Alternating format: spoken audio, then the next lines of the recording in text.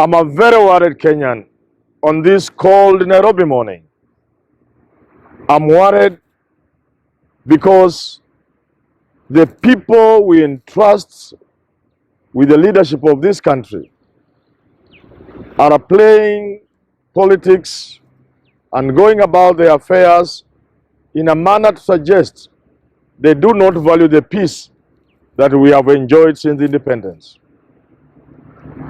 Sometimes I look at our leaders and wonder, have they gotten to a point where they are tired of the peace? In the 1960s, when countries in Africa fell one after the other in coup d'etats, setting in motion destructions of countries that were in their formative stages, some of them with very promising future, destroying the social fabric of those societies, destroying whatever economic development they had achieved and were about to achieve, setting in motion suffering of human beings of proportions you don't want even to imagine or to remember. We remained a peaceful country. We have had God to thank for that. But I look at our leaders. If they are not stealing our money, grabbing our land, they are making policies that have no interest in the common man.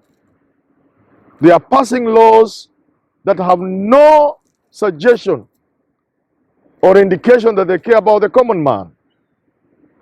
When they are not adding themselves monies in parliament, they are engaged in all manner of shenanigans and all manner of games that leave no doubt that the peace and the people of this country are nowhere near their mind.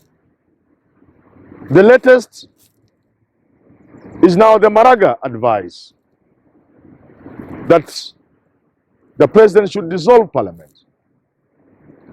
Granted, that's what the constitution says. So you can't blame Justice Maraga. But look at the cacophony of noise. Look at the so-called support for it. Look at the quarters from which it is coming. Look at how much we don't love this country. We want to destroy the country ostensibly because Parliament has failed to enact the 2/3 gender rule. A rule which is okay because these are our women, they are our daughters, they are our mothers, they are our wives, they are our sisters. We love them. But should we put ourselves as a country on the destruction mode merely because we want to put another 100 members of parliament into that parliament, and those 100 or so must be women, much as we love them? Look at what is being said about that advice.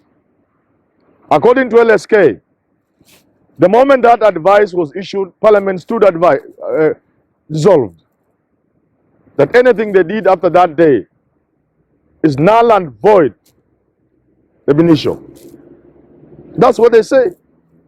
Then you ask yourself, how more reckless could a person ever become? How more reckless could an institution such as LSK become?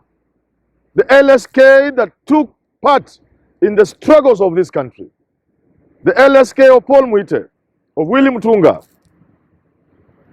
The LSK that produced some of the top leaders that fought for the second liberation. Today we are being told that the moment that edict was issued, Parliament stood dissolved. With a little advice, 14 days, maximum 21 days. We are now being told if Parliament is not dissolved on the 12th of October, that is 21, the interpretation of reasonable time,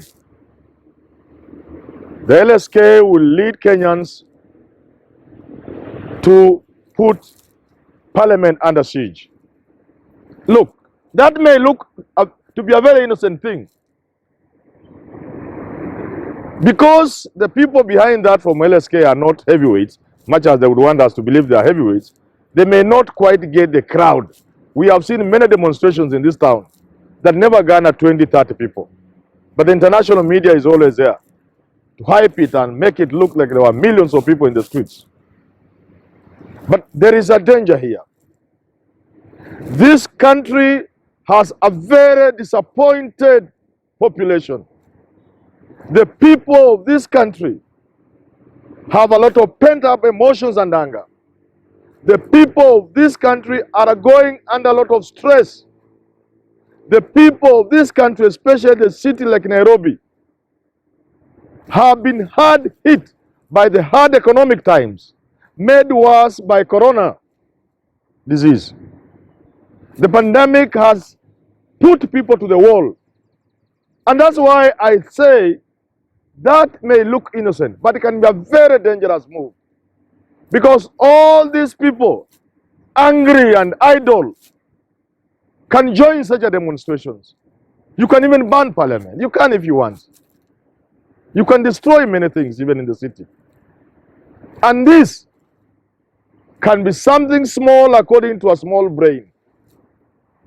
But because of the state of things in this country, a move like that can be very, very, very destructive.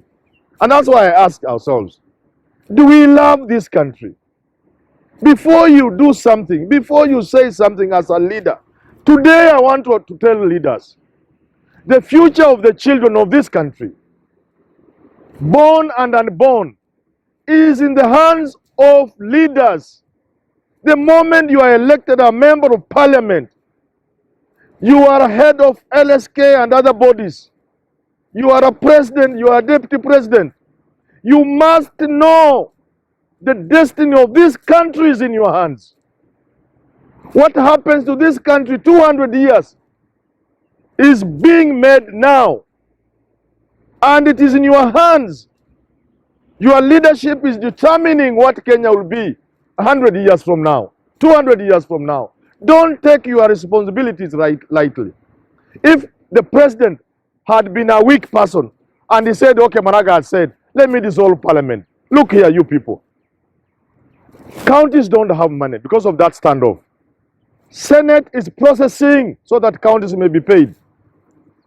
National Assembly is in the process of processing legislation so that counties may be paid. So you are saying they shouldn't be paid. Why are we forgetting no money can be raised in this country without parliament saying so? Not a coin of our money can be spent without parliament. What are you telling us if Uhuru dissolved parliament? What are you telling us? What exactly are you telling us? You must know that you are telling us that you want Uhuru to lead by decree. Because the only way the president can survive in circumstances such as those is to suspend the constitution and lead. It's not as simple as you think. And that there are many interpretations to this. So when I hear learned lawyers, people who are supposed to be intelligent, leaders like I'm saying, telling us there is no interpretation, no judge should listen to any petition brought before them. And there are lawyers saying that. That's why I say these lawyers are overrated. Apart from English, really, they are overrated, English and suits. You say no court should entertain a petition. How? No, courts are there to listen to Kenyans. It is not on the basis of merit. The merit is determined after you appear before a court. So when you hear a judge say that, a lawyer say that, I'm really disturbed. Let us not set ourselves on the path of destruction.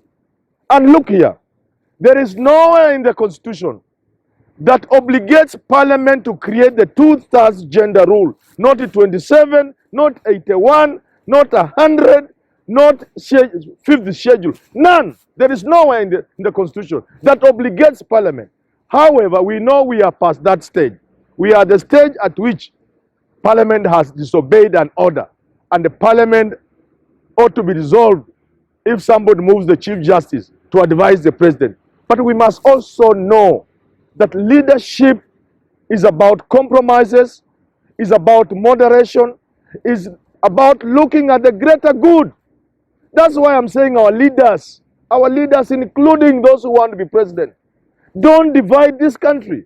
If you look at the way the DP's campaign is being done, and I have nothing against the DP, it is divisive in the sense He's creating an us versus them. A very good friend of mine, a very good friend of mine, let me just mention one name, the one which is least known, Mwangi, told me elections are about us versus them. No, elections is about you having the whole country, but practically you can't have all of it. Some of them will vote for you, others will not. But when you try to create your votes by segmenting society, we hustlers, we against those others, that is a dangerous narrative. We must avoid it. And I love this country. I speak from my heart. I don't speak for anybody. Some people think I'm under anybody's pay. I'm not. I don't speak for anybody. I speak from the bottom of my heart, knowing that if we do not take care, if we play our politics the way we are playing, so divisive, so recklessly, I'm only happy that President Uhuru Kenyatta is not some of these weak presidents that you see around Africa and across the world. If he was shaking and trembling and dissolving parliament and all these things we have said, you can create a crisis in this country that will take years to resolve. Let us avoid that. Let us just love this country. Let us not be selfish. Let us not try to get leadership at all costs. Let us not enter into reckless things and pronouncements merely because some people have sponsored us or given us money. Let us not do that. Love your children.